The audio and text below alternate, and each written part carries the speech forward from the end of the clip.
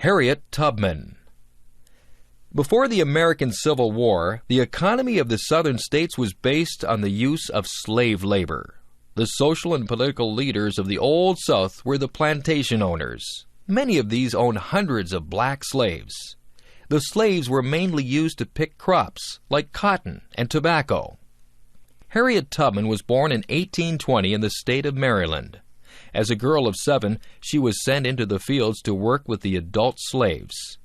The slaves worked from sunrise to sunset, picking the crops. Often they sang songs while they worked.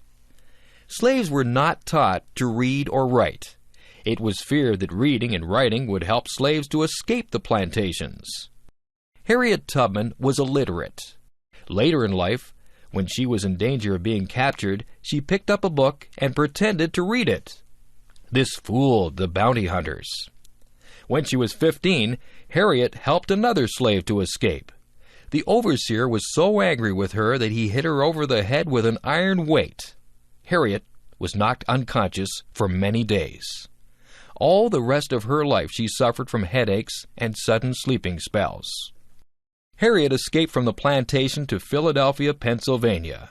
Since Pennsylvania was not a slave state, Harriet was fairly safe there. She was able to return secretly to the plantation and bring the rest of her family to freedom.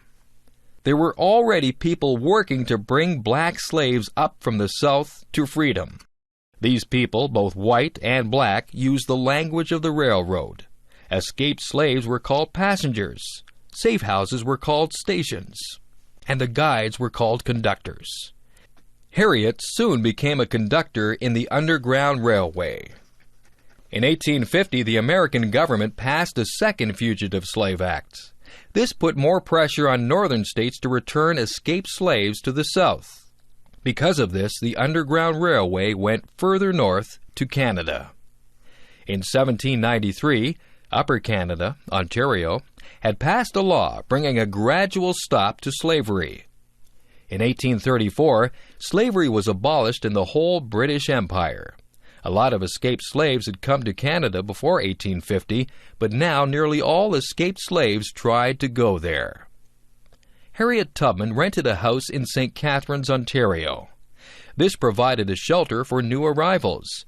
Harriet made about 11 trips from Canada to the U.S. during these years. In all, she brought back about 300 people. Escaped slaves had to travel by night and suffered hardships in bad weather. They had to hide during the day wherever they could. Harriet did not allow any passengers to turn back. That might endanger the whole Underground Railway. When the slave owners heard about Harriet, they offered a reward for her capture, but no one caught her or turned her in. When the Civil War broke out in 1861, she acted as a spy for the northern states.